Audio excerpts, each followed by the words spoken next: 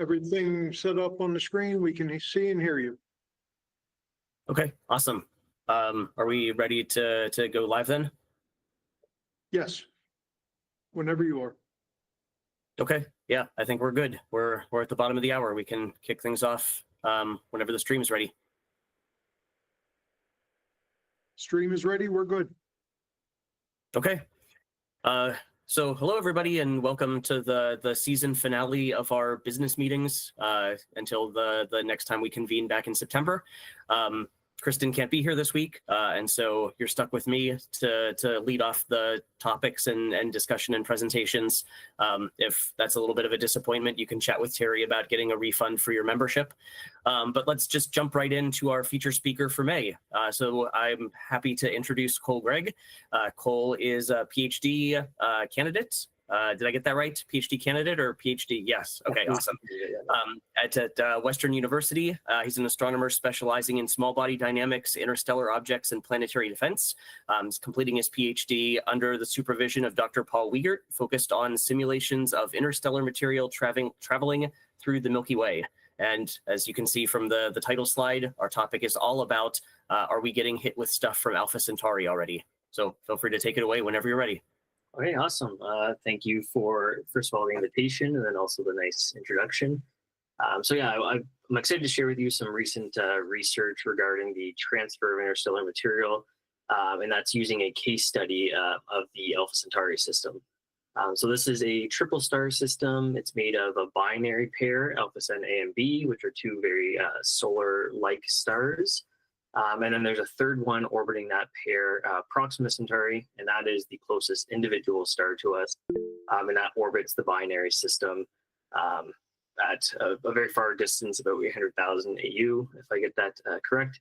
And it's about 10% of the solar mass. So it's a much smaller star, brown dwarf regime. So this is the work of a paper that was published back in March to the Planetary Science Journal. I won't reiterate the title again, but there it is here. And I want to first start off with just a little bit of the background and motivation for this type of work. So I'll start off with first, what is interstellar material? Interstellar means between the stars. So this material is stuff that exists between any of the stars, but in particular here, we're talking about between the Alpha Centauri system coming to the solar system. So interstellar transport is the delivery of interstellar material from one system to another. It's the idea that star systems are not closed systems. And in fact, galaxies are a collection of material which is shared amongst all the stars. So this has been widely accepted in terms of supernova spreading elements throughout the galaxy. But this idea of sharing larger objects of rock and ice, as well as potentially more complex material, things like organics, is a relatively new and exciting field in astronomy. So the examination of interstellar transport is particularly timely because there's been recent discoveries. First one is Oumuamua on the left side here, and Comet Borisov on the right. Oumuamua was the first ever confirmed interstellar, and that was back in 2017. It was in the news a lot just based off of the interest of interstellar material. It's the first discovery, so it was very fascinating. But it was also a very weird object. It was thought to be very elongated, very cigar-shaped. You might have seen some images like that spread across the news when it first came out. And this sort of discovery, how weird it sort of looked, really sparked, what do these things really look like as they're coming from outside of the solar system? Are they really that foreign? So this object was discovered by one of the near-Earth object surveys, PanSTARRS, the Panoramic Survey Telescope and Rapid Response System. That is based in Hawaii. And the observer that was looking through the data that actually discovered it is one of my alma mater, actually, Rob Warwick. He did his PhD all the way down actually to his undergrad at Western here in London, Ontario as well. And then we saw Borisov. So this was the second interstellar object, and actually a lot more regular. It was a comet, which we expect more of in the interstellar material because comets are the sort of thought to be the more loosely bound material in the Oort cloud around the solar system. So we thought things that are ejected are more likely to be coming from that sort of regime of the individual systems. So again, this was about a kilometer-sized body, a few hundred meters, and it was discovered actually by an amateur astronomer and then therefore named after him. But both of these bodies are, again, interstellar in nature, meaning they have traveled from outside of the solar system and just so happened to pass by the sun, and pass by close enough that we were actually able to observe them. Now, down to smaller sizes, there's been the thought of interstellar meteors and meteoroids, the ones that don't actually intersect the Earth's atmosphere, but once they hit the Earth's atmosphere, they burn up, and we call them a meteor. This has been a controversial topic for well over a century. For a long time, they were thought to be extremely common, and the reason being is astronomers' main tool in actually determining whether an object is likely interstellar is through their heliocentric speed, so their speed relative to the sun. And for a long time, they used to calculate the speed by eye. So it was, as you can imagine, a lot of uncertainty in that, as humans are very prone to measurement error. So it wasn't until detectors became much more advanced, much more efficient, that we realized that interstellar meteors are not so common. And actually, we have yet to conclusively say with any confidence that any meteor detection has been interstellar. But the interesting part about meteors rather than these larger objects is that when you go down smaller in sizes, there is just more of those bodies. So this plot here, it's a bit of a technical plot from another research paper, but it shows the expected number of incoming interstellar material into the solar system by any source, and it's sorted by mass. So the bottom, I'm not sure, maybe I can do a laser pointer here. I won't ask in case the audio is bad, but the mass here is on the bottom, and there is a flux on the y-axis. So it's a higher flux for the lower masses, and then that flux decreases as you increase in mass. This is specifically for smaller objects, so you can see that the highest mass on there is still very, very small. But these black squares at the top here, these are real interstellar particles that were detected by spacecraft. So Ulysses, Galileo, and Cassini all had dust detectors on them. And because of the speed that some of the dust hit the detector at, we were able to say that that was interstellar material. So this sort of kicked off the estimate for what this level of flux of this material might be. And then these other points are from ground-based radar, and it's actually none of those are from real detections, because like I said, we don't have any confidence in any real detections, but rather just limits based off the fact that they haven't seen anything yet. So we get an idea of how much we sort of should expect, but we have yet to actually see this material. Now, the difficulty amongst any of the sizes is that it is very difficult to trace back interstellar material to its origin system. And this is, again, based off of uncertainties. So it's very difficult when you make a detection, if it has any sort of uncertainty to that measurement, when you try and trace it back, say, millions, 100 millions of years to where its origin system was, that error propagates and becomes so extremely large that it's hard to say whether or not it came conclusively from the system that it may have passed. And then beyond that, if you find that you had a close approach to another system in the past, did it come from that system, or did it simply pass by that star as well? Another very interesting aspect, and hopefully this animation runs smoothly on your end. I see it running smoothly, but I know it can be choppy when sharing. But in the realm of multi-messenger astronomy, the thing that makes interstellar material so interesting is it allows us to probe extrasolar systems much more reasonably, because it's a source of free sample delivery to our solar system from these otherwise unreachable distant objects. So just like we use asteroids and comets, as well as meteors and meteorites in the solar system to study the formation and evolution of the system itself, we can use that interstellar material to study the formation and evolution those systems. And that's if we know its origin. So not only do we need to detect these things, but we need to be able to actually conclusively say where they came from. So the implications of having a known origin for any detected interstellar is it's going to provide information about that parent system. So one intriguing aspect is the potential presence of, say, prebiotic material in that interstellar object. Similar to what we've done in the solar system when we found it in chondritic solar system material.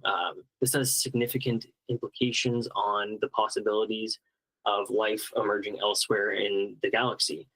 If we are able to say that this material made its way to us, it contains this prebiotics, then possibly life is evolving elsewhere, not just here. Or if it's evolving in one location, say in our solar system, but we spread that material amongst the other stars, then why can't life sort of propagate?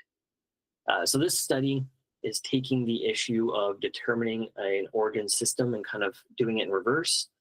So we are looking at material leaving the Alpha Centauri system in a simulation and then determining if, when, and how that material may actually intercept the solar system and be observed. So I don't want to talk too much about the specifics of the model, but we do use a fairly simple galactic model. It takes the three components of the Milky Way galaxy, which is the bulge, a spherically symmetric sort of region in the center, the disk, which is a flattened spheroid around that bulge. That's where the majority of the stars live, including the sun. And then also the halo, which is this larger spherical region that encompasses the entirety of the galaxy, and thought to be mostly made up of dark matter. So that mass is invisible. It's a lot of very smart astronomers that have determined what approximately that mass might be, and we're able to use that in our model and approximate how much influence in the gravity of these different particles that it would have. So we use a very smooth analytical expression of what the gravity of the galaxy would be, and therefore we can actually ignore the gravity of each individual star. As the time it takes for one star to pass another star so closely that they actually alter each other's trajectory is billions and billions of years, like billions of years. So like 10 to the 18 years. So it's a long time before you get any sort of meaningful close approach of stars that actually matters. So just using this smooth sort of potential really helps make these simulations more feasible. Now, what we do is we take Alpha Centauri's system. We take just the very center, so like the gravitational sort of center of mass of the three stars. We take that point and the solar system, and we simulate it backwards 100 million years in this potential, and then we allow it to progress for 110 million years in the, so that's 10 million years past the current time. Throughout this, we're ejecting material from Alpha Cen. We do this every 1 million years. We eject 10,000 particles, and we base the velocities off of another paper that estimated for a binary star system what speeds you might expect to be ejected at. So that's just this red dotted line here.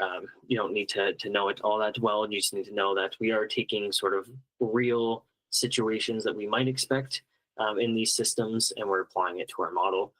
And what's interesting here is it encompasses the ejection speeds that we would expect from planets as well. And we know there's a planet or multiple planets in the Proxima Centauri, around Proxima Centauri, but not around the binary stars themselves. There has been proposed ones, but not confirmed.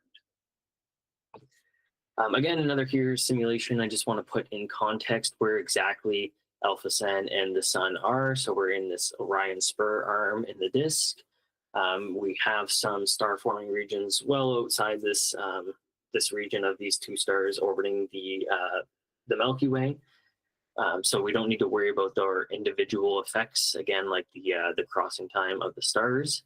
And it looks here as if they're not getting very close, but over thousands and thousands of years relative to the current time, Alpha Cen does pass by even closer than what it is today. And if you see we have a value here that says how close Alpha Cent is to the sun, and it gets to about 1 parsec. So this is about 2 times the distance of the furthest reaches of the Oort cloud from the sun in about 28,000 years. So now looking at what the simulation actually looked like when we were ejecting material, this top row here, the gold star is Alpha Cent, the black hexagon is the solar system, and any of these little dots are those ejected particles in our simulation.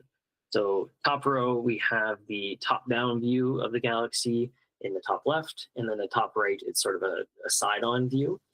And in the bottom row, we are looking at the Alpha Centauri system, and we're sort of following it in its motion around. So that black arrow is always pointing in the direction of motion of the star, and the red arrow is pointing towards the galactic center. Once we allow the simulation to run its course, we actually get 350 of our 1,090,000 ejecta are considered close approaches. So that is passing within the bounds of the Oort cloud.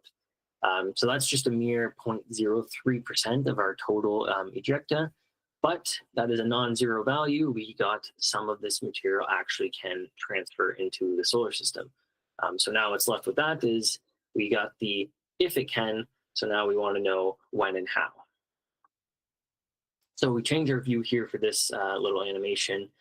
So it's similar to that bottom row in the last slide, but this is co-moving with the solar system. So the black hexagon is the sun, black arrow is direction of motion, blue arrows towards the galactic center, and the gray sphere is the Oort cloud. And we see that we get a shower of material coming through the solar system, and it lasts for about 10 million years. So we get our first sort of close approach of material from Alpha Cent around 3 million years in the past, and that lasts until 7 million years into the future. But the majority of that material arrives when Alpha Cent is closest in about 28,000 years. So I'll point that out. So we see sort of some random particles come through slowly, but once we're arriving near that time equals 0, which is the now, and the 28,000 years, we get this bulk of material that is closer to Alpha Cent that passes through. So the particles that result in these transferred material, they range from ejected velocities anywhere from 0.1 to 77 kilometers per second. So this is a big range, but the vast majority are less than 2 kilometers per second. And the reason why I bring that up is that is very interesting because it matches more closely with the range of planets ejecting material, which again, I mentioned the Proxima Centauri has a planet, so this might be even more common than we might have even sought out to think that it might be able to transfer from these speeds. So now I want to show another animation here with the radiance. So what a radiant is, it is taking the velocity of a particle when it's arriving at the solar system. If we take that and we invert it and sort of see where it's coming from on the sky, then we have an idea of where they appear to be originating from for an observer, say on the Earth or just anywhere in the solar system. So this plot here is just imagine it as a sphere encompassing the solar system and sort of projected flat onto the screen. And this red dot here, this is the effective radiant of Alpha Centauri. So that is Alpha Cent's relative velocity and sort of inverted to see where it's coming from on the sky. And then the black star, I'm going to switch to the next slide here, which is a still figure. The black star is the apparent position of Alpha Cent on the sky. So its relative velocity and its actual position don't always match. And the interesting thing here is we do get the vast majority of the particles come around that effective radiant of Alpha Cent. So this tells us that for any of the star systems, we might expect to just look at their relative velocity. And we might be able to determine where that material should be coming from. But the interesting thing here is this very widespread right here. And this is from when Alpha Cent is passing closest to the solar system and it's ejecting material. that ejected material has a larger target to hit. So you can think solar system is passing by Alpha Centauri, and when it's closest, the Oort cloud size is just larger on the sky for that observer from Alpha Centauri. So a larger range of directions and speeds can actually intercept that region. And the way we try and depict this is through that purple shaded region. That is the size of the Oort cloud as seen from Alpha Centauri. And you can see that the material is mostly bulked up in that region.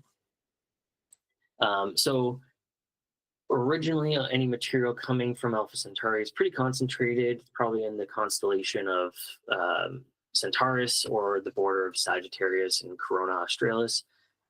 But in 28,000 years, when Alpha Centauri is closest, that material is going to, the direction which it's coming from is going to move and have this much larger spread on the sky. Some other points here, these crosses are any proposed or confirmed interstellars.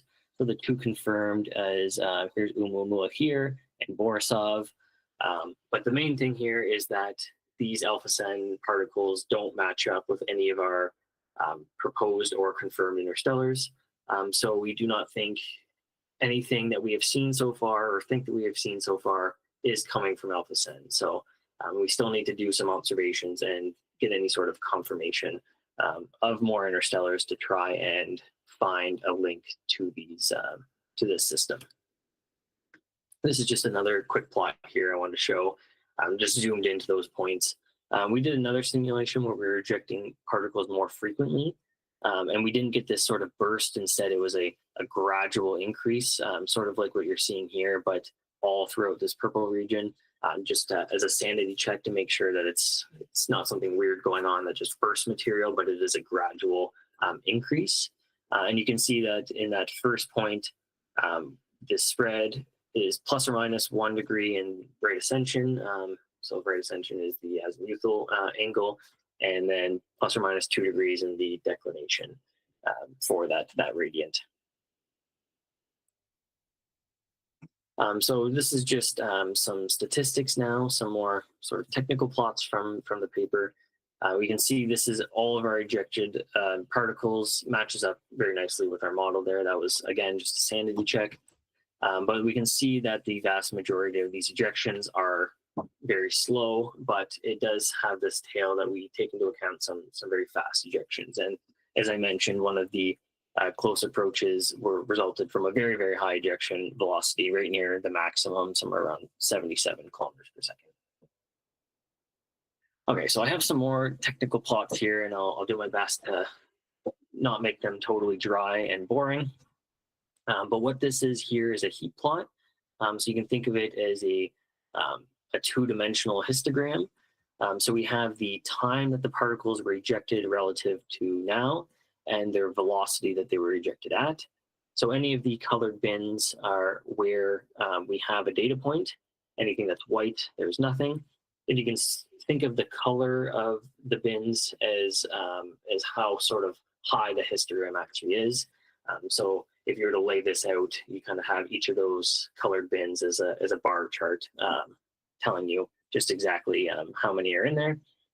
But zooming in a little bit into where the vast majority of our particles are, we see that it is the more recent ejections and the faster speeds for closer to the current time. So that's when the Oort cloud was the largest.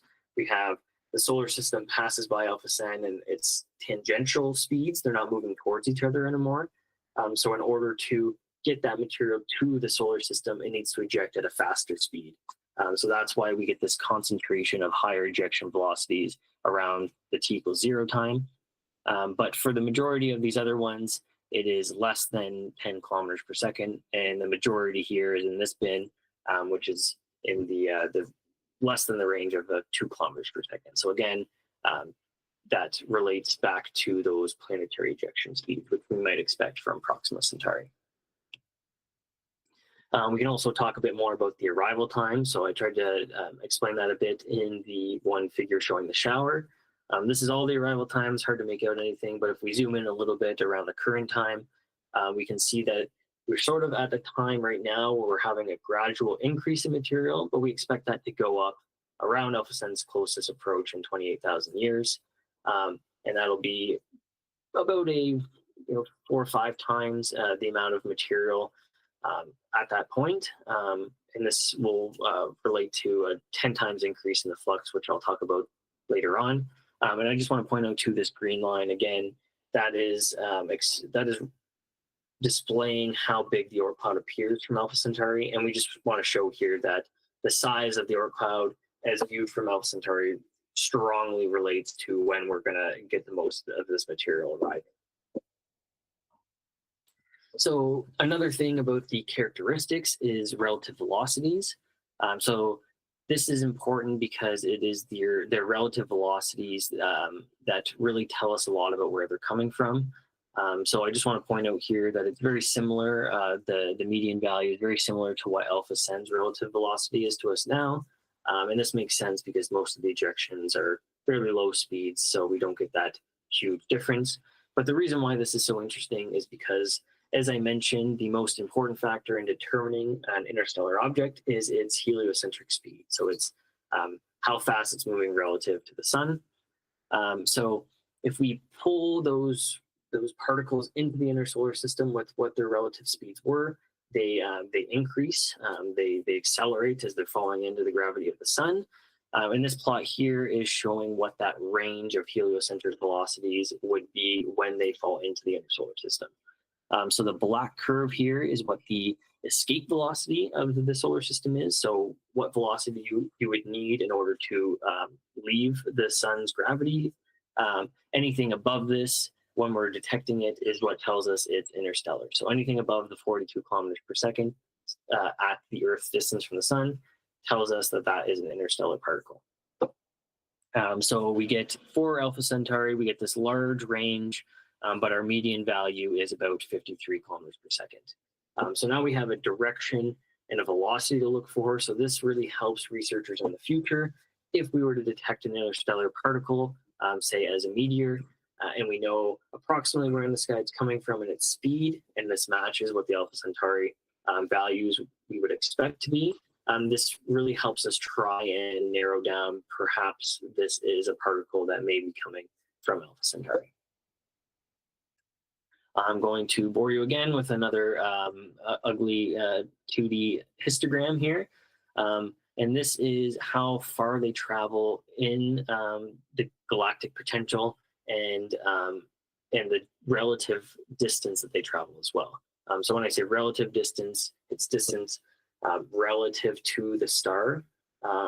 It could be in a moving frame, and that just the reason that's important is it tells you how much sort of space it passes through where other things can be. And the reason why we look at these values is because it allows us to estimate what size particle can actually survive this journey. So we see that the vast majority of particles, again, are in the lower travel time and low travel distance. So when we take a few equations that are from another research paper, they tell us how far grains can travel before they are perturbed by what we call interstellar drag. So anything that can slow down the particle's velocity enough that it alters its trajectory. Anything that's affected by magnetic forces. So everything, all the stars have their own magnetic fields, and then it gets very complicated when you have all of these different stars with their own individual fields. This magnetic force can also alter their trajectories by changing the velocities. And then the last one is grain sputtering is what it's called. And it's just the fact that grains can hit each other and sort of destroy each other, so they don't actually survive the travel. So when we take into account all of these different parameters of our close approaches, we determine that the largest that any of our close approaches need to be to survive is only 73 microns. So this is very, very tiny. It's less than 1/10 of a millimeter.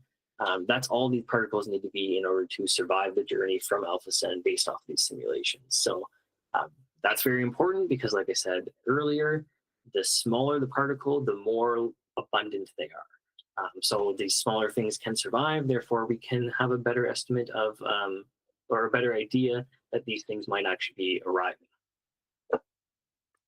So if we want to know how many of these objects we actually can see, we need to estimate how much material Alpha Centauri is reasonably being ejected from the system.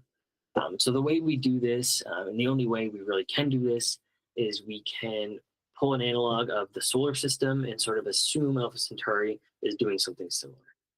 So what we do is we look at, again, that Pan-STARRS survey, we look at their data, and we see how many new comets are being pulled in from the Oort cloud every year, and that's about 1,800 per year. That's down to a typical size of about 4 kilometers.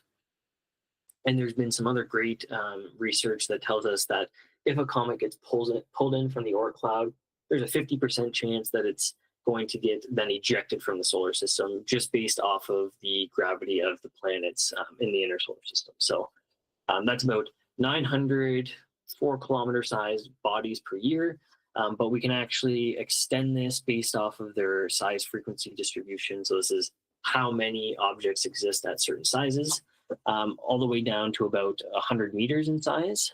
So this we have the diameter of a particle and then the number that exists. So this increases as you get smaller, but it sort of plateaus a little bit in the solar system, probably based off of a bias of not being able to see that many smaller objects further away, but also because it's probably the larger objects that sort of survive more based off of like after planetary formation and so on.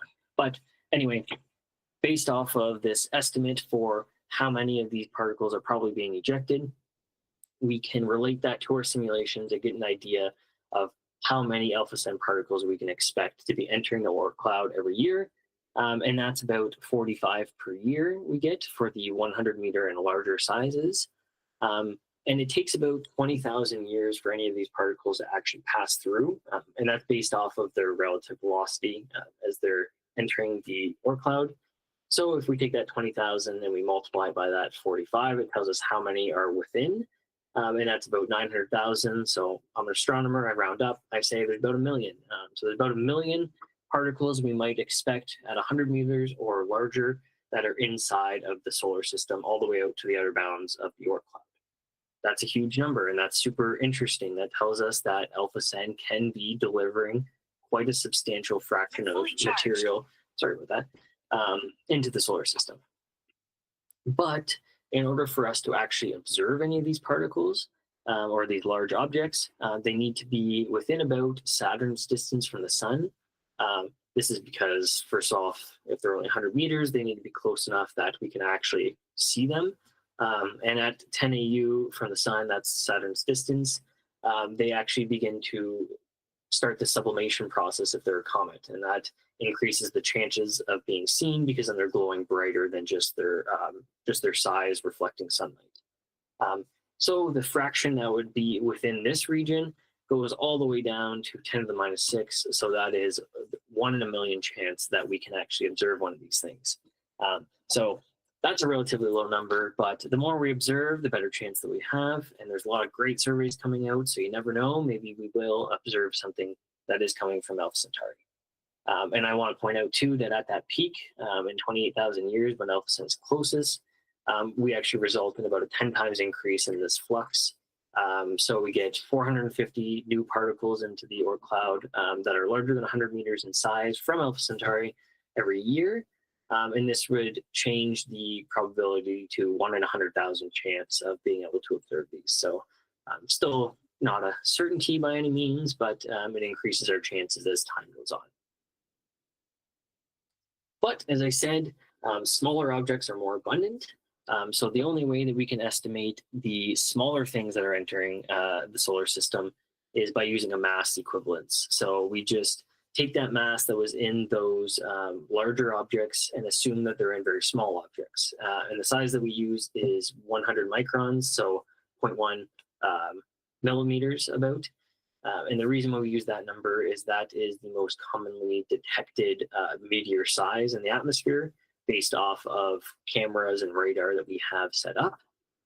And when we do this, we can estimate how many we might expect entering Earth's atmosphere every year.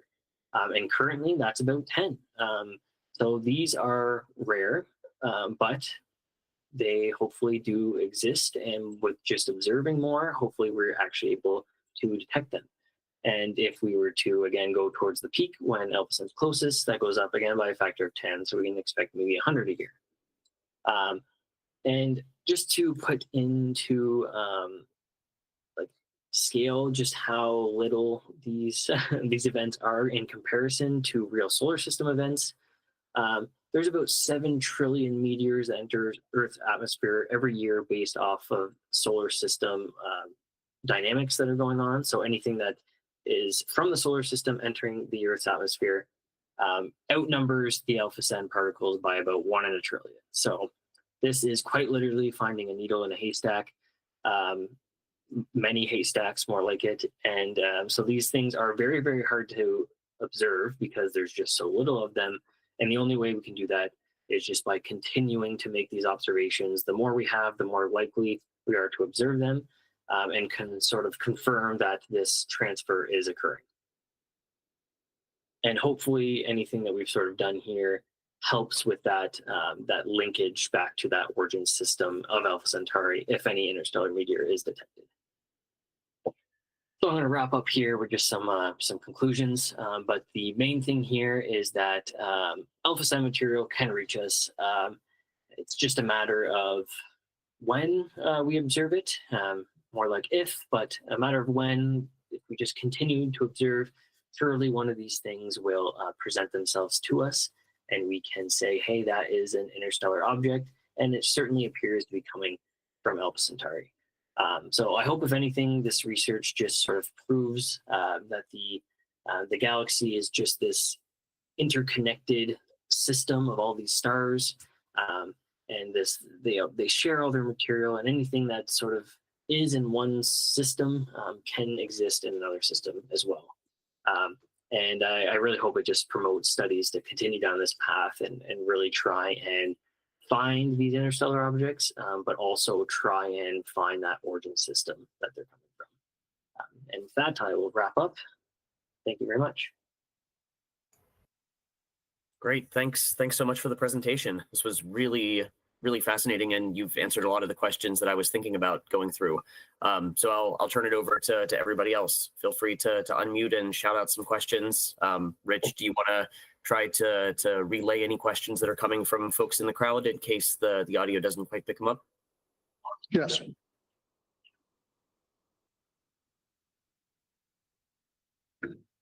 No questions here. Oh, I'm sorry. Any chance of that long object that visited us a few years ago with the unpronounceable name? That came from Alpha Centauri. Question was, any chance? I'm sorry, Cole, did you hear the question? Yes, yeah, I heard. Any chance Oumuamua came from Alpha Centauri? We do not think so. Purely based off of the speed that it was coming in and whereabout it appeared to be coming from the sky. So you can see this is where we expect sort of Alpha Centauri material to be coming from, and Oumuamua here is right there. So it's in the complete opposite hemisphere, so we think that we can rule it out right there that it was coming from the wrong direction, so it's probably not an Alpha Centauri material.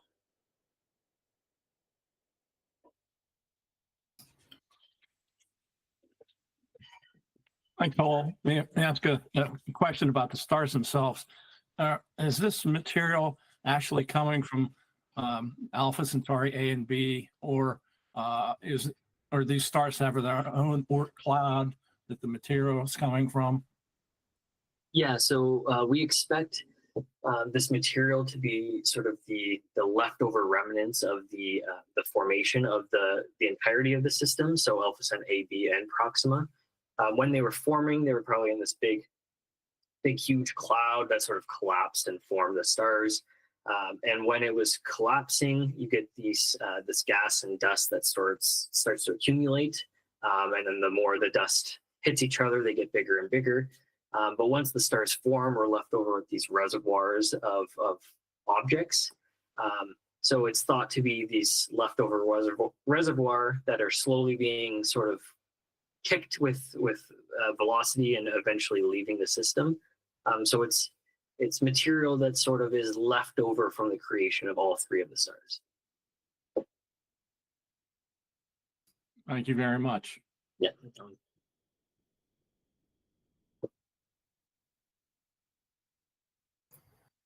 So a question for me. You mentioned that there are, 7 trillion or so meteors that we get from within our solar system. How sure are we that all of them, though, are coming from our solar system? I'm thinking from the perspective of there's a lot of stars out there, not all of them as close as Alpha Centauri, but if we get one particle from each star in the current band that we're in inside of the Milky Way, then that's definitely not quite approaching 7 trillion, but that's still up in the billions. And given that we've seen these couple of larger interstellar objects already that are actually telescopically detectable, what actual percentage of meteors that we get hit with on Earth are for sure coming from the solar system, or probabilistically coming from the solar system versus outside? Yes, so that 7 trillion value that I gave is based off of a radar system that we have here at Western. So that was taking what they observe over the size of the radar and sort of applying it to the entire Earth. So those are detections that they find and they confirm their orbits. So they have relatively low uncertainties. So that's why they're in the system. So the 7 trillion is most likely all solar system material, but how much could be from other stars is a great question, and one I'm trying to answer in the next paper I'm doing. I'm looking at stars that are just nearby as well. There's about 20 closest, sort of within 20 parsecs, that have large reservoirs of material, the debris disks, whether they be protoplanetary or whatnot, and looking at them ejecting material since it's more likely. And from some of those, I'm already getting that some of these sizes could result in millions of particles per year coming from them. So I don't have a good number for you that's a percentage, but I can say that there very well could be a really high number of interstellar meteors that are entering Earth's atmosphere that are just going either undetected or unconfirmed. It's just a matter of increasing our abilities when we're detecting and being able to actually conclusively say that, hey, that was a meteor and it was interstellar. Great, thanks.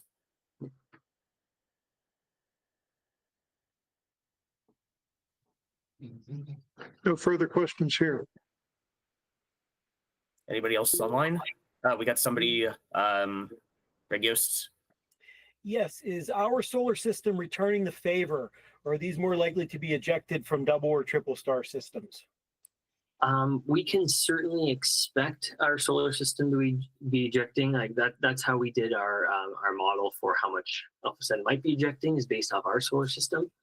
We didn't do the simulation sort of the other way with the solar system itself ejecting the material, but we can certainly say that it is very likely that we're returning the favor. But because we didn't do the simulation, we don't know if it's as efficient. Maybe it's less efficient going in the opposite direction. But I would say it's probably equally efficient, but just not to be confirmed.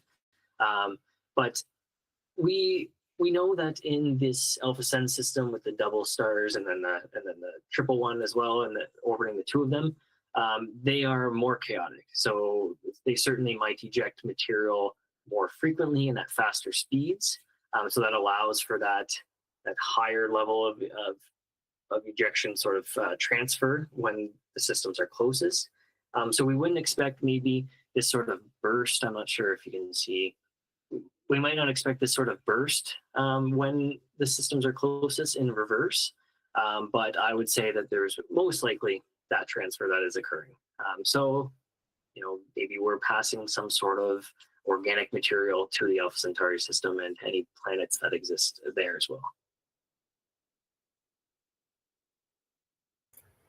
That idea of the triple star system being a little bit more chaotic just has me mentally imagining, Proxima is giving some of these particles a gravity assist on every single one of its orbits, and there's almost like a bursting pattern that could come with that orbital period. Yes, yeah. you never know. With more complicated sort of models, you might see that very interesting sort of effect from each of the individual stars as they're orbiting around. But yeah, it is just having that extra star or the extra two stars in there is just really adds a lot of chaos to the system. So sometimes it's hard to exactly predict what might happen.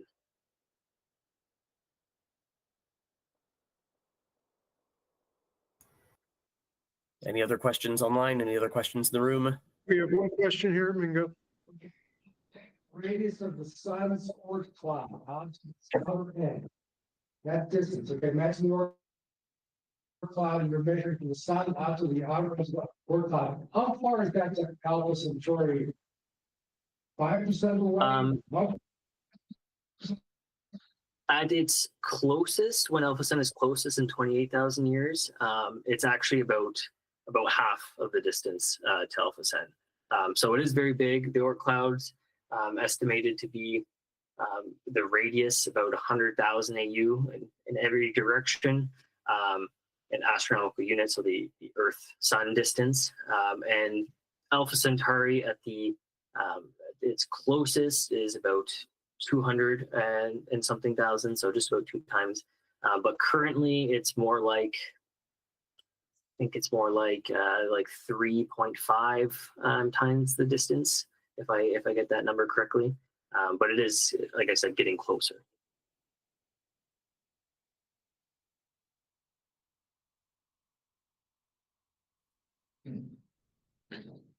Nothing else here in Mingo. Nobody else online? Yeah, if it's like half the distance, then they're half the distance, or our clouds touch. Did you hear the question, Cole? Yeah, the Oort clouds touching. They would certainly be very close in the future. They wouldn't quite. I mean, it's hard to actually put a limit on where exactly the Oort cloud sort of ends.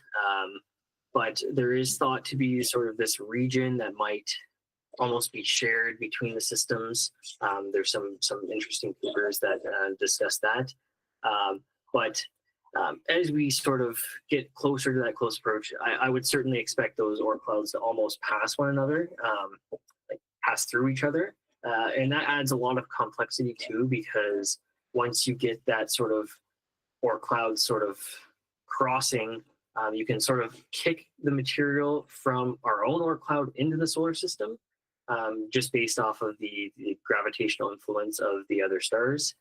So this might make those comets that get kicked in appear like they were coming from outside the solar system. So it gives them a velocity that makes it seem like they aren't bound to the sun at all.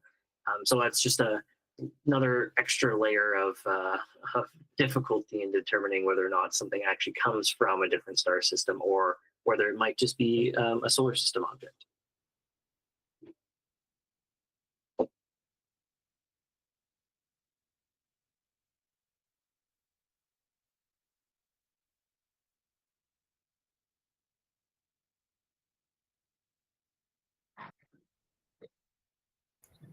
Is that a long enough awkward pause to say that we're done with questions? All right. Thanks Every again. time I say we're done, someone speaks up. Well, let's cut it off here. Thanks again, Cole, for the great presentation. I definitely appreciate you taking the time to present to us and to fill our brains with all of the fun new knowledge. Well, thank you for having me. I really appreciate the invite, and it was lovely to share with you guys. All right, so let's take our typical break before we move on to the business meeting portion. We might as well just go for the full 10 minutes and pick it up at 8:30. All right.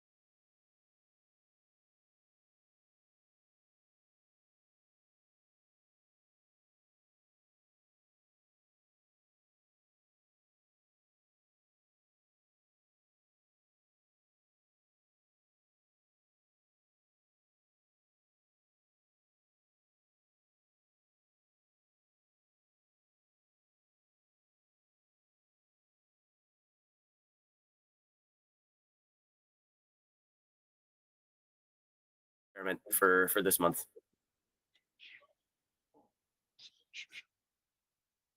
Talk amongst yourselves. All right, we are ready to go whenever you are ready. Hold on.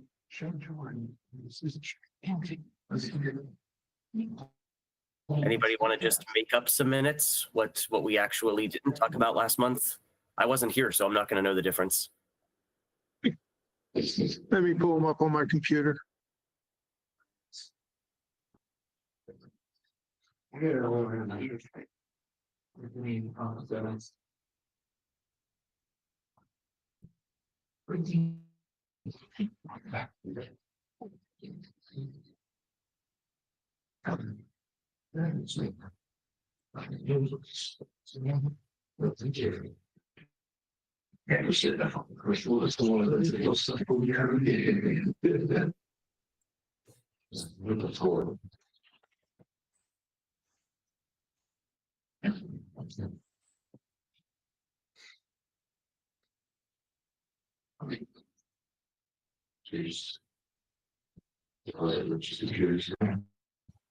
just watch, now I have a folder.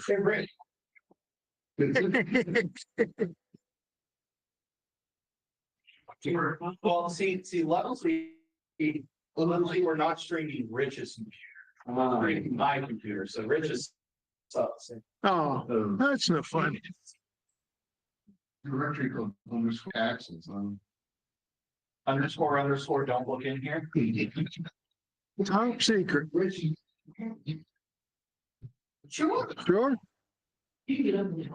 Be more worried about getting down. Here, you That's why, It has been,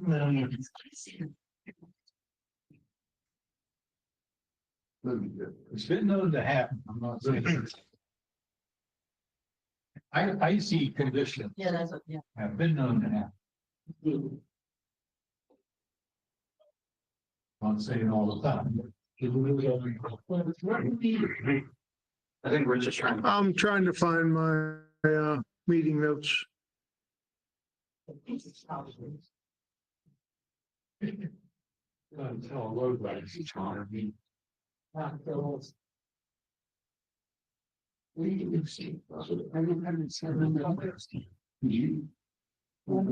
not staying. No, as soon as we're done, I'll head down. Because I want to get my telescope up and running. So, sorry. There we go. Yes. There we go.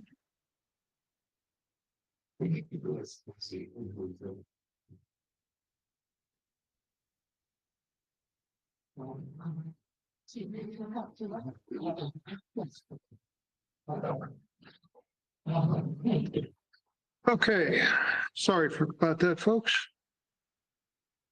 Business meeting was April 11th, 2025. It was an online meeting hosted by Google Meet. Our presenter was Dr. Matteo Luisi, and his topic was Massive Stars as a Driver of Galactic Evolution. Business portion of the meeting was called to order at 8:49 by Kristen Crawford. Minutes of the last meeting were read by Recording Secretary Rich Dawlish. Eric Fisher made the motion to accept the minutes, and it was seconded by Frank Paston. Motion passed unanimously. John Holtz gave his look at that presentation of upcoming astronomical events. Highlights included a micro full moon on April 12th. Venus and Saturn are in the morning sky now. April 25th, they will form a triangle with the crescent moon. And on April 28th, the crescent moon will be 4 degrees below the Pleiades. John finished by mentioning that Mars will be passing through the Beehive cluster May 4th and May 5th. Kristen Crawford did not have a status update for that meeting. John Wenskovich was not present, but asked Kristen to report that all presenters for 2025 are booked. We witnessed the May meeting and our presentation about the material from Alpha Centauri. Rich Dawlish had nothing new for the recording secretary office, but reported that member George Chase had completed the VA volunteer process and will begin training on the equipment. Daniel Den also plans on going through the volunteer program, and that will have 3 of us able to update the equipment. If anyone else is interested, please do. Dave Rigger was not present. Barry Mealy was not present. Gail Rigger reported that the website and online applications are up and working. Michael Scovern reported that he identified the issues causing the website to go down and corrected. He will continue to monitor it, but believes the issue will be resolved, or believes the issue to be resolved. Joyce Osborne Fisher was not present, and asked Eric to reopen requests for backyard observatory articles. If you're not comfortable writing, just pull together notes and Joyce will polish it for you. Kristen next presented the slide listing the names of the 7 new members to be voted on since the March meeting. This brings the membership total to 369 members. Frank Paston made the motion to accept the new members. Ken Cole seconded the motion. Motion passed unanimously. For the observatory reports, Eric Fisher reported that they are close to returning the Brashear Room 2 service. Floor is repaired. First coat of paint had been applied at that time. Some pump has been running constantly, so they suspect a clog in the drain line. It's being investigated and options are being discussed. Best case is to snake it out, worst case is replacement. First star party was April 5th, and it was a rainy night. Several members still showed up and talked. Wagman star parties will only be canceled in extreme weather conditions. Think tornado warnings. Wagman wants to get a new batch of baseball cap, badges, and lanyards for volunteers and AAP pins for volunteer achievement. If any members wish to help with the Wagman committee, reach out to Eric, Mike Miller, or Jody Farr. For Mingo, Director Brian Crawford reported the planetarium update is coming along and we'll be ready for the first star party. We're here. It looks great. Like the Brashear Room, like the Brashear Room at Wagman, the carpet will need to wait for warmer weather. For old business, NEAF participants reported on their experiences. We set up Friday evening, getting the booth ready. Rocco's Lego display was a big draw to the booth, and Rocco did an excellent job. The facilities, the tactile displays from Mingo also drew a lot of interest, and the printed astrophoto postcards were a hit. We may have had an old member rejoin the club and passed out many schedule cards to people who commented about friends and family in Pittsburgh. We made contact with several vendors about sponsorships to the club, and Rich Stolish is following up with them. John Stump posted a couple YouTube video shorts on the 3AP channel and picked up additional followers as a result. When I had originally accepted the nominating committee chair position in March, there weren't enough volunteers for the committee. After the meeting, I reached out to Brian Crawford and Heather Davis, both of whom accepted. And Kristen asked that the members vote on accepting both those committee members. Eric Fisher made the motion to accept, and Tom Pfeiffer seconded the motion. Motion passed unanimously.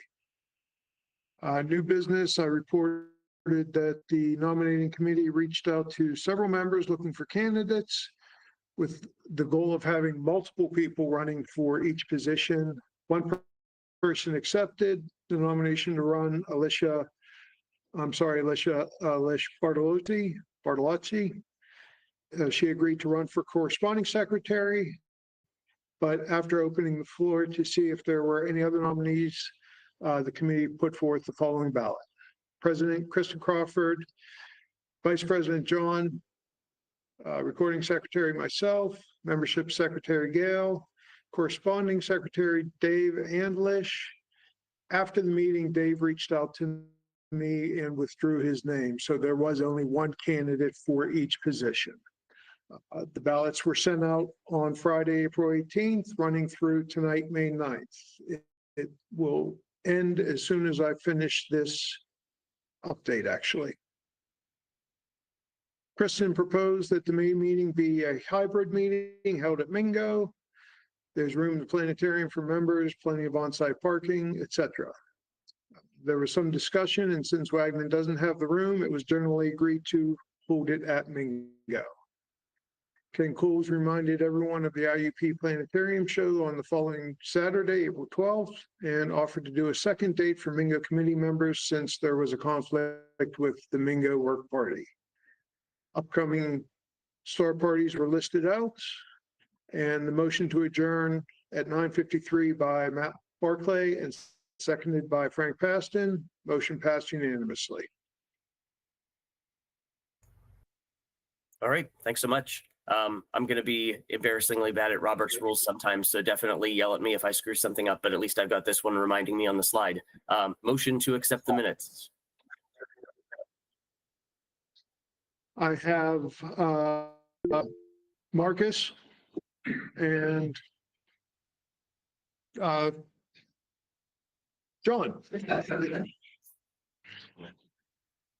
Okay. I'm on pressure here. I can't hold the pressure. No worries. So we did get a primary and secondary, right? We got primary and secondary, yes. All right. All in favor of accepting the minutes? Aye, hands up, wave. All right. Any opposed? Any abstentions? Of course not. All right, motion passes. We successfully have minutes for April. Next up for us is John Holtz, assuming John Holtz is ready for a look at that. We'll find out if I'm ready.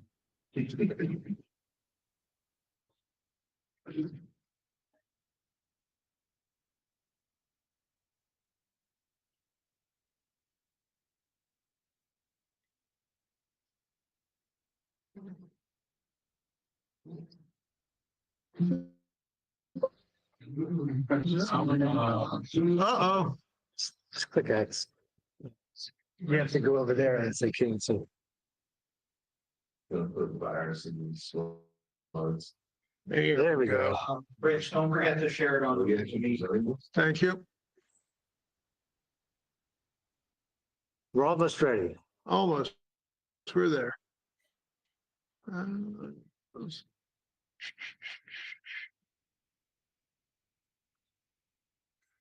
We're taking power from you, John, VP. No worries. Temporarily, you can get it back when. I'll surrender it if you need me to. You look like you're sitting on the arms of that chair. Think. Is that good, John? All right. I see it on my end, but I also see that my screen is still visible to others' message. So maybe I do need to stop mine. How's everybody else doing online? No, you're fine, John. Good to go. I see John's. All right. We've got old John's here, so this gets confusing. I think we're good. John Phelps said we're good. Yes, we're continuing. Maybe. Hide that. Where's the button to advance? Rich. You have to click back into PowerPoint. Click back. Okay. Got it. Here we go. All right, some upcoming events. The usual items of conjunctions of the moon with other stars such as Antares coming up tomorrow. I mentioned when the planets are at conjunction with the sun, of course you can't see them, but it's nice to know that Uranus is invisible currently. Venus on May 23rd, the Venus, Moon, and Saturn are close together. Something interesting, more interesting to look for, May 26th at dawn, the moon is only 18 hours before new. And then new moon occurs on later on the 26th. And then the following evening on the 27th, you can catch the new moon in the evening. So that's only 40 hours apart between seeing the old moon and the new moon. May 31st, Moon and Mars are close. June 1st, Venus was, hidden behind the sun not too long ago, and now on June 1st, it's already at greatest elongation. Some more items continuing through the summer, earlier sunrise coming up, Mars and Regulus. Let's see, Jupiter will be in conjunction with the sun on June 24th, so it's not going to be around too much longer. And I mentioned July 4th and 5th for Eric Fisher. The Pleiades, Uranus will be near Venus in the morning skies, which means winter is approaching.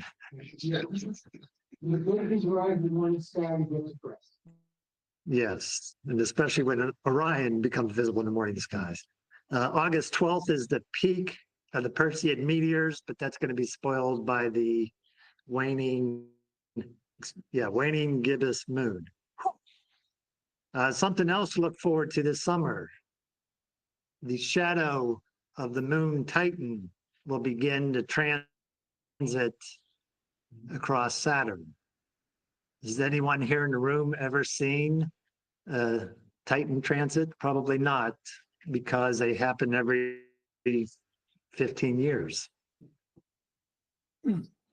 Yes, they'll be on our bucket list. Another upcoming event that I didn't put in there, some of you may have heard about this, that coming up in about 4 hours, the spacecraft called Cosmos 482, which would have been named Venera 9 if it hadn't failed, was launched. And it's going to land, I should have updated my slide. It's not going to land around May 11th. It's going to land on Earth within sometime in around 2:30 tomorrow. And what's really interesting about this, as you can see by the little, let's see if I can point to it. This is what it looks like. It's a spacecraft made to land on Venus. So it has a thick spherical heat shield. Yeah.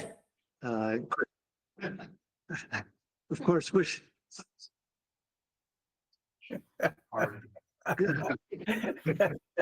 yes, very good, Pete. Keep that close hand. Yeah, of course, we don't know the state of this reentry vehicle, whether it's still attached to anything or if it's free floating, but there's a chance that it could survive reentry and land wherever it happens to be on Earth.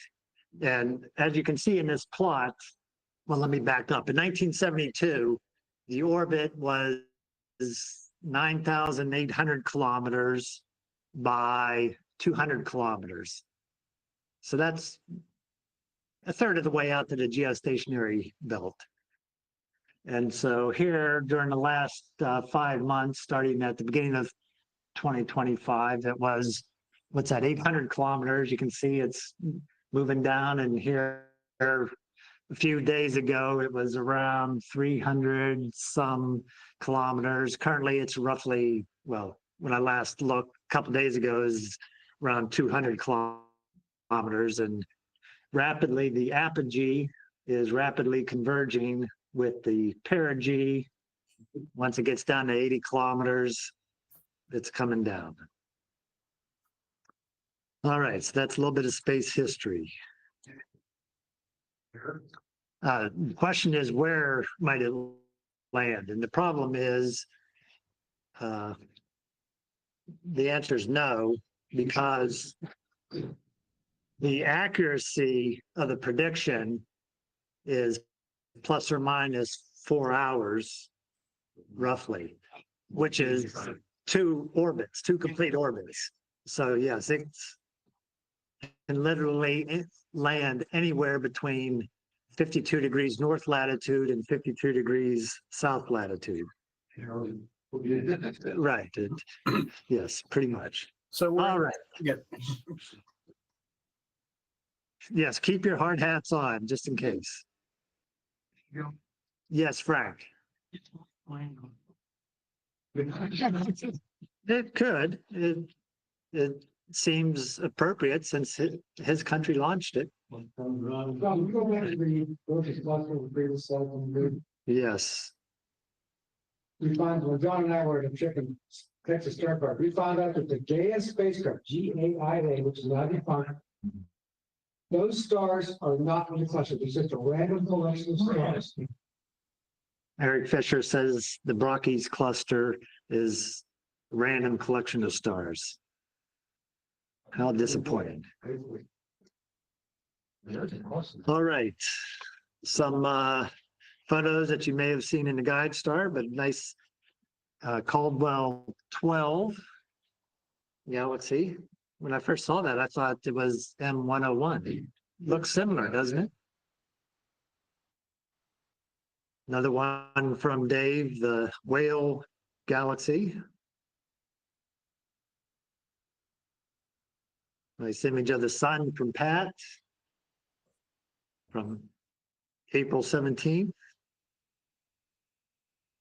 And Jupiter image from Anish. And that brings us up to any other observations. My wife and I, we got to see the conjunction of Spica with the full moon on April 12th. It was very close. It was kind of, about as exciting as lunar conjunctions can be without having a consultation. And it was clear in Pittsburgh on April 28th, because I caught the moon, very thin crescent moon, through some trees, but my horizon wasn't good enough to see the Pleiades. So did anyone else happen to catch that conjunction? Might have been a little difficult because the sky was bright. We were pretty low in the sky. Yes. Eric says the Pleiades and moon conjunction makes the moon look more three-dimensional. At least in his one eye, it looks more three-dimensional. Isn't that what you said? You said in my eye. Any other observations in the room or online? Go ahead and speak up.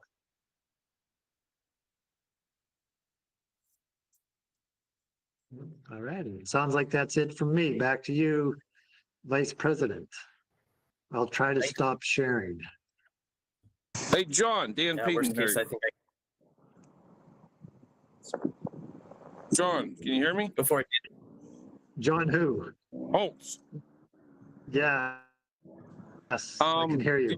I was just wondering if you got my email about the people that knew you from up here on Grandview. No, I didn't. Because I never got anything back. There was a husband, wife, and 3 kids from Michigan. And the husband asked me if I knew a John Holtz. I said, yeah. And he said, you used to date his aunt, I think it was. It was her Joanne or something like that. Yeah. But anyway, it was like a long time. You haven't seen him for a long time. I should have taken his picture. I should have taken his picture so I could send it to you. All right. All right. Hold on. Let me look to see if Katie's in this meeting here. No, she isn't. Okay, I'm safe. I was going to joke, do we need a motion to accept the look at that? But now, do we need a motion to accept previous dating history? These meetings are rough with Kristen. You guys are out of control. All right, let's move on to some officer reports. I just checked my email a couple of minutes ago, and I didn't have anything that Kristen asked to pass along. Rich, I don't know if you got anything for an official presidential update. No, nothing. She hasn't passed anything on. Okay, then moving down to me. As already mentioned in the minutes from last month, the 2025 program is completely full. Pending that we don't get any last minute cancellations. And also we've got a speaker lined up for February of 26. So we're still looking for somebody for January, but that's pretty distant off. And then from my astronomical league coordinator hat perspective, we have the ability as a club to vote for 2 uncontested offices, which, well, they're uncontested. I'm pretty sure there's not going to be any kind of a write-in campaign. But then there are also a couple of bylaw changes. I'm going to send those out in an email to those of us who are Astronomical League members. I'm assuming that there's just going to be general consensus that, well, the club is going to vote to approve them, but I figured I should double check anyway before sending a ballot in. So that's come email, and I'll put it up on Discord as well in the next couple of days. And then back to you, Rich, recording secretary, any updates? No updates from recording secretary. I'm assuming the ballots will be new business, the club election. So I'll just hold off for that. Yeah, I've got that coming up on another slide soon. All right.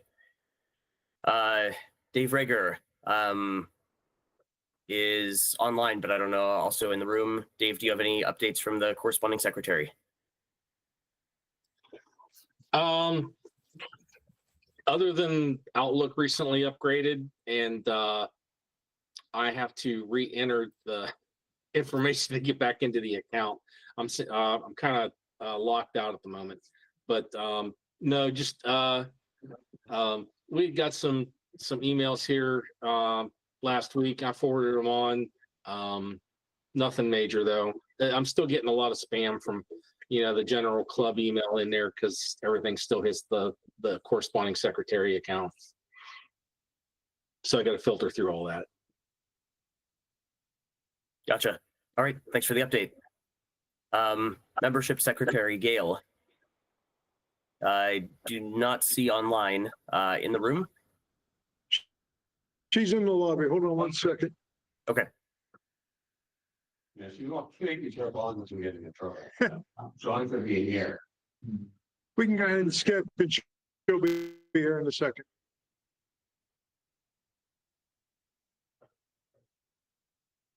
John, we can jump ahead to treasurer and then skip back to Gail. Okay. All right. Do we have Terry in the room? He's not in this room. No. Okay. Does not have any.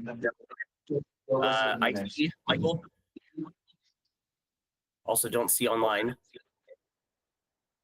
Not in the room. Okay. Guide Star, Joyce.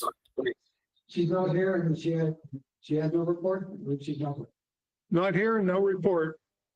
And Gail also has no report, so that takes care of officer reports. Okay. Nice and easy. Very, very quick to finish those. Okay. We do have a list of 12 new members, which, if I did the math correctly from the last update, is going to take us up to 381.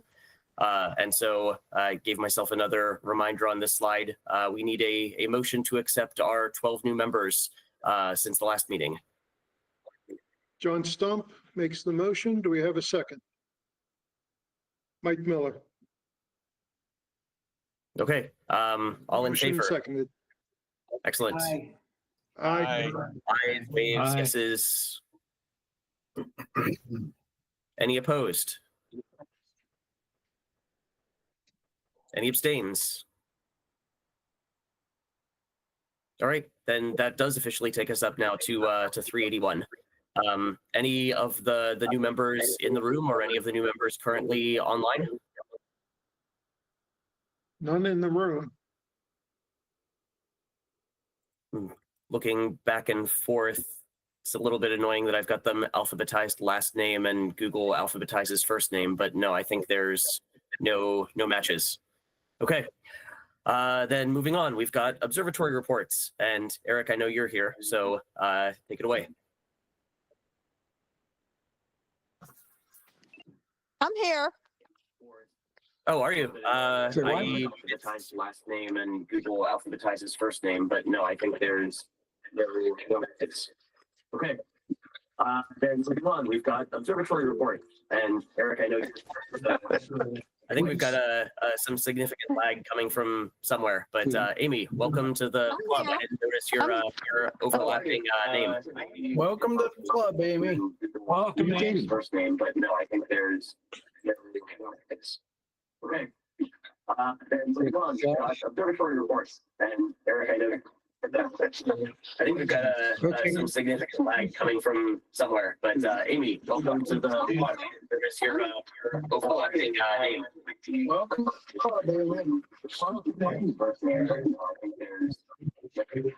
Amy, can you mute your computer, please? What is it? Thank you. Okay, Wagner Observatory. I've got good news and I've got better news. The good news is that the room is done. New wood, new carpeting. The better news is we think we've solved the problem of the bleeding walls. If you ever were to Wagner Observatory, even here at Mingo, you get that lime leaching called effervescence. We think we solved it with 5 coats of paint with embedded primer.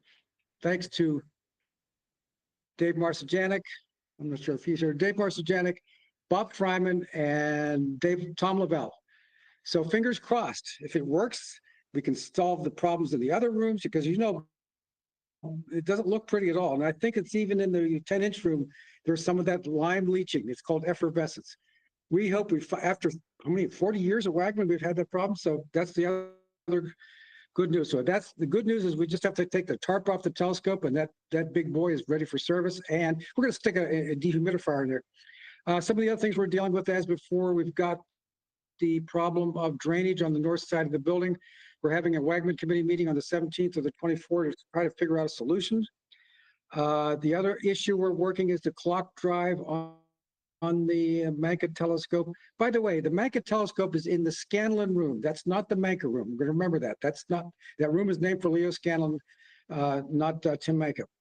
Phil, did you want to add anything about the mechanism issue? Sure. I looked at the Manka drive just yesterday, took the cover off, and excuse me, it seems to me as if the worm gear with the shaft with the worm on it is not properly connecting with the gear itself. It seems like there's a small space in between it. I put a pencil mark on the large gear, and by moving the weight back and forth, I could see how that pencil mark was moving against the worm just a little bit. So we're going to attempt to loosen up the drive mechanism and see if we can push it up against there further. If that doesn't work, there's a possibility, and I hate to say this, that the worm might have been worn. It's brass or bronze, and it's 20-some years old or more. This is just hypothetical right now. We're not exactly sure. But as to that, I believe that's it. And there are a couple other things with the scope that we're going to attempt to tune in the process also. Great. Thank you. Getting back to painting, we are going to do the same thing to the Scanlon room, tear out the rug, repaint the walls, but that has to happen in summertime when the roof is back and we have the telescope pointed vertically. So it's a much smaller room. It's smaller than any of the 4 rooms that we have. Those are the major things I can remember. Any Wagner committee members, Mike, whoever's online, am I missing some points here? Those are the major hitters right now. So fingers crossed. Pray to the paint gods that our walls don't start bleeding again, okay? Yeah, perfect. Yeah, the carpet is in. And presumably our room now has new carpet smell. Like new car smell, which you can buy in a can. Did you know that? That's all I have. Thank you. Great. Thanks, Eric. Thanks, Phil. Mingo, Brian, Mike, or Heather? Mike is here. Oh, is he online? I thought I saw him. I think he joined. Brian, are you online? That's all. I do see Brian online, at least in the list of participants. He is there. Brian, do you have anything or you're muted? He's there. Go ahead, Mike. And Brian doesn't like it because. Who else though? Serves him right. I'm gonna wing this because the only thing, Tuesday, we have a guy coming in to measure the entire building and give us some quotes on getting new carpet in the planetarium and the 2 telescope rooms or the entire building, depending on how the quotes come in. And we're gonna have 2 other companies give us quotes on that. And speaking of the paint, okay, that you mentioned, prior to this meeting, I had the company here looking at our paint. We had painting done last year, and we still have that effervescence, coming off of the 10-inch. And we also have on that end of the building when it gets all the weather, we still have some paint bubbling. So he's going to actually have a guy from PPG come out and take a look at the building and see if they have a different product that can seal that concrete up better. I would definitely recommend you talk to Dave Morris again. He solved the problem. Okay. All right. He solved the problem for 1 week.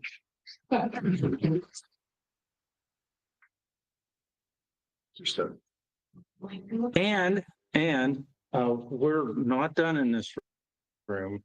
We still have some final things to take care of so people don't kill themselves on wiring.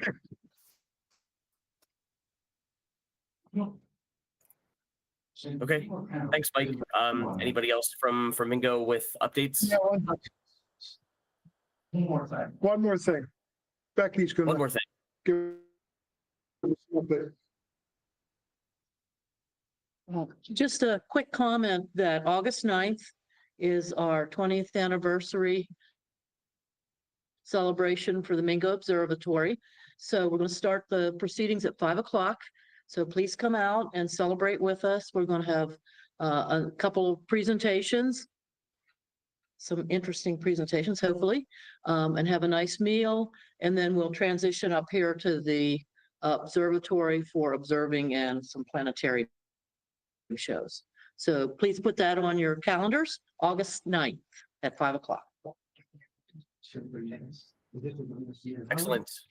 Thanks so much. All right, that's all. All right. Hoping that, there we go. All right, so here's what I managed to pull together today for the old business and new business slide. We've got the election, and then we've also got the question of, did anybody help out with the planetarium week with LaRoche? So given that I did not alphabetize these, I guess we're going to start with the election, and Rich, it's yours to take away again. All right, we sent out 368 ballots. We had 96 people voted. And unfortunately, all the officers were just one person running, so the incumbents won. Our president for the next year is Kristen Crawford. John, you will remain vice president. I shall remain recording secretary. I'm sorry, we do have one new person. Lish, since Dave bowed down, we only had, excuse me, one corresponding secretary. That's new member to the committee, Alicia Bartolozzi. I'm sorry, Lish, I don't know how to pronounce that name. And membership secretary, Gail Rugger. So the election is closed and we're set for the new year. All right. Do we need the motions to accept any kind of thing, or is the election enough to say that the club has accepted us? The election is enough to say the club accepted us. All right. That's what I assumed, but don't want to make too many assumptions. All right. So congratulations to all of those elected. And thank you very much. Seems a self-serving congratulations. All right, so the Planetarium Week, which is still wrapping up. Did anybody help out at La Roche with any of the events?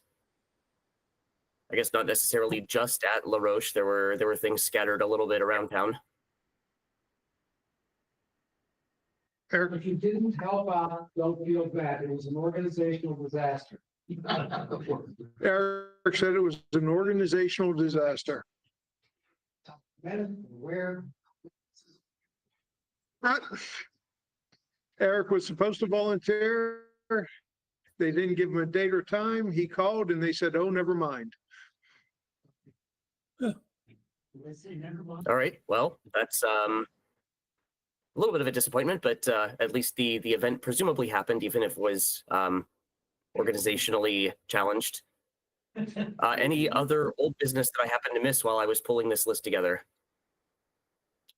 Not that I can think of.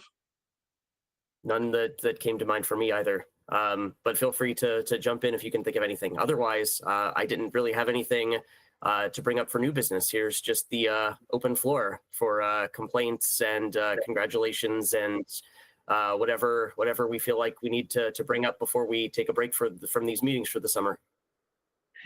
Hey, John, I'd like to make. I will give one up. Go ahead, Bill. Years ago, I helped paint that Bashir room, and we put a couple of coats of paint on it, and that effervescence came right through it. I'm thinking you need to coat the outside of that block or put some kind of shielding on it, whether it's aluminum or something to keep the moisture from coming through. When it rains hard, that water's coming through that block. It's going to absorb it, and I don't care if you put 10 coats of paint on it, in time it's coming through. You got to stop it from the outside. We thought the same thing. In other words, if you don't put some kind of a shielding on the outside of that block, no matter what you do on the inside, it's not going to help. That water is going to find its way through. That's all I got to say. Okay. I'm not gonna stay away. I do have some updates from the NEAF conference. I reached out to a number of vendors that we had made contact with and that some had stopped at our booth to talk to us. We do have some sponsorships coming through. We have a donation of a full scope to be given away to one participant of our library star parties. We have 10 sets of binoculars that will be used for prizes for people who complete the Space Passport program. We have some other, those are both from SV Boney, and we'll have some other just miscellaneous swag from that. ZWO says they will send the club a C-Star S30. Dwarf Labs said they will send the club a Dwarf 3. And Bionis says they will loan the club one of their scopes. A lot of this is still, SV Boney is pretty much confirmed. Nothing has come in yet, but they've confirmed. Everything else is a verbal commitment, so to speak. So looks like we'll have at least one smart scope for our loaner program and maybe one for Wagman to do some EAA with their star parties. So looks like the NEAF was somewhat worthwhile venture. What was the attendance lead? What's that? Lower than it was. Yeah, it was a lower attendance. People, it was my first time there, so I thought it was great, but other people who went said it was less than it had been in the past.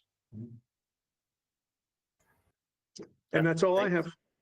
Thanks for coordinating all of that. Thanks for pronouncing SV Boney, because I had no idea how to actually say that company until this point.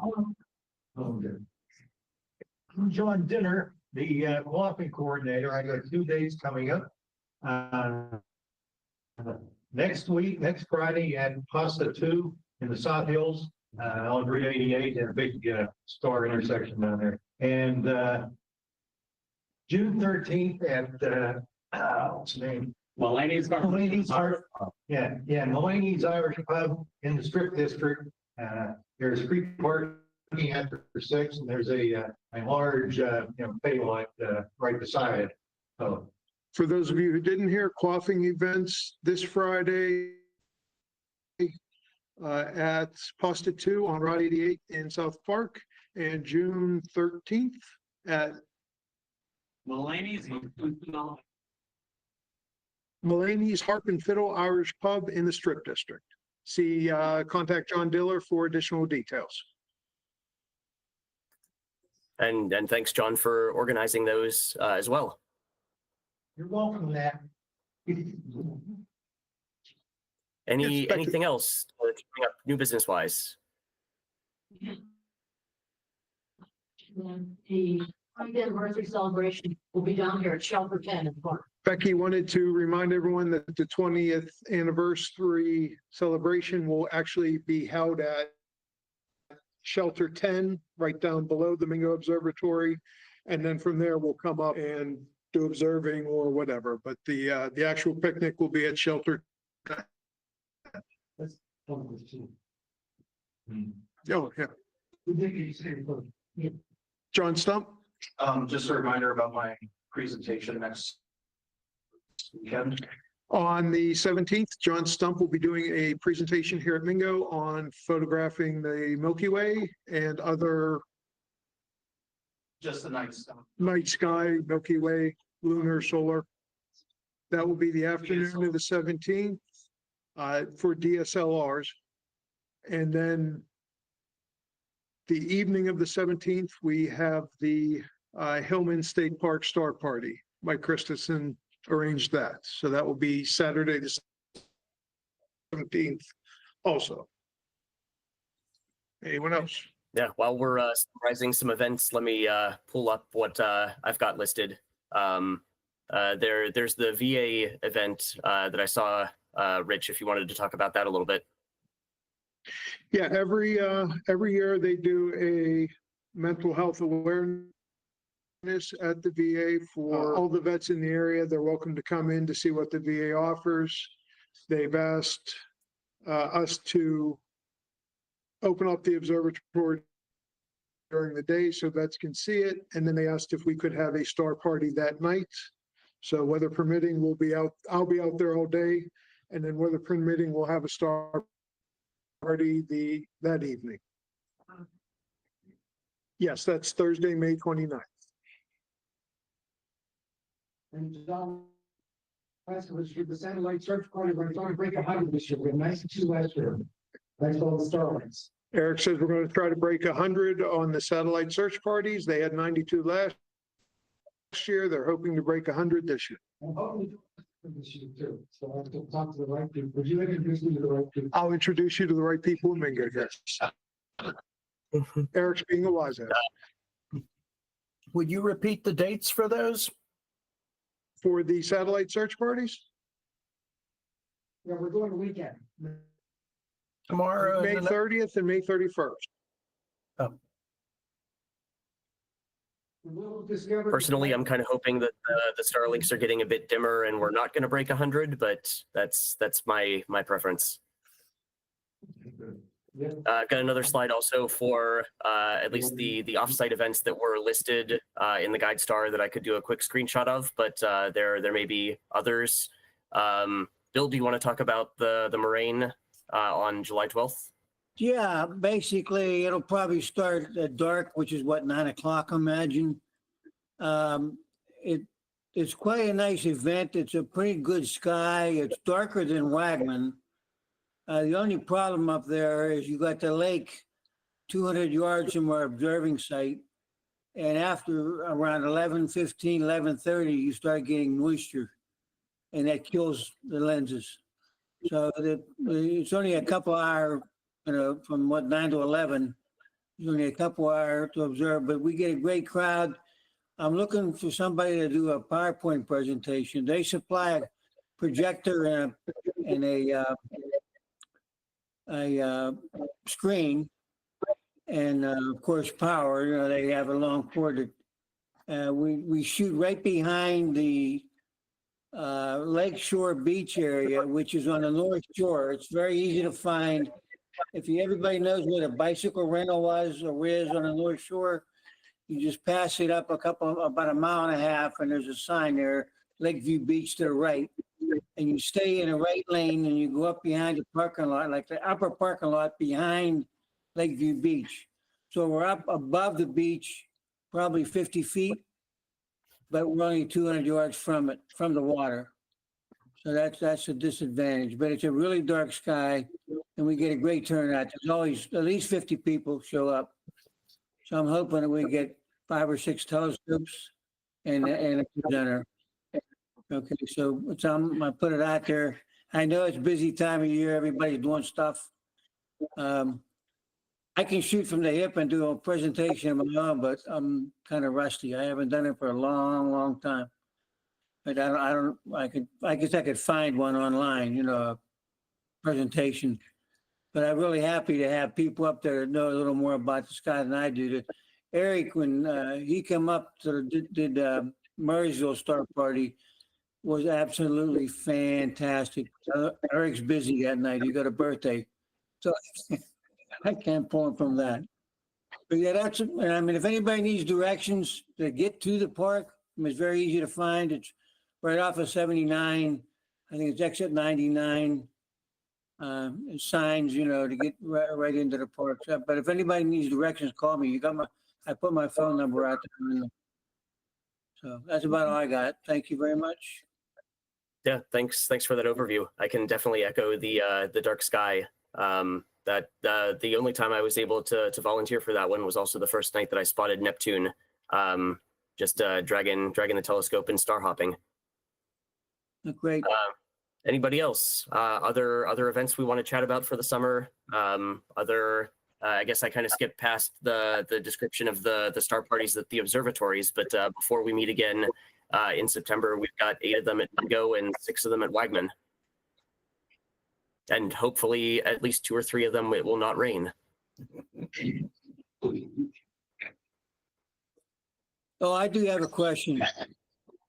My son is in charge of a Cub Scout group, not a pack, but a group. He's like 2, 3, there might be 30 kids under his. So he wants to know if he can have a star party at Wagman, private star party for his Cub Scouts. There might be as many as, with the scouts and their parents, maybe as many as 35, 40 people, or maybe as few as 15. Depends how many want to come out. So let's throw that out there. If anybody talk about a date, it could be possible during a week or a weekend. It doesn't. He said the date doesn't matter because it'd be good to do it after on a Friday night. It would be the best because they won't have to get up for school in the morning. So I know the schedule's full already, but I'm just throwing it out there to think about. Go ahead, Eric. Bill, Eric Fisher, just email me about that stuff, okay? Eric said to go ahead and email him about that. Okay. Eric said to go ahead and email him. Okay, I'll do that. Very good. Thank you, Eric. Anybody else? I can switch back to the slide emphasizing that this is an open floor still for any new business. I see Amy has her hand up, a new member. I don't know if that's a carryover or if she wanted to participate. No. That was a little while ago. Okay. They're telling me that was from a while ago, so. Okay. Do the 10-second awkward pause, or is there somebody else now? No, nothing else here at Mingo.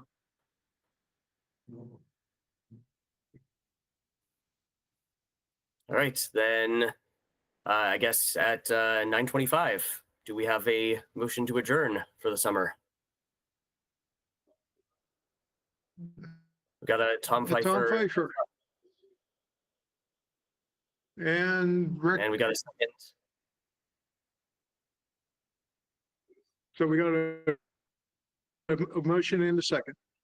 Motion and a second. All right. I'm assuming that nobody is going to oppose, but we got to do the whole thing. So all in favor of adjourning. Aye. Aye. Thank you, everybody. Anybody want to stick around and keep discussing? Which I guess you don't necessarily need to do a no vote for. No abstentions from adjourning. No abstentions, no, All right. no nays. All right. We're done. Thanks, everybody. Thank you, Good night, John. everyone. See you in September, everyone. John.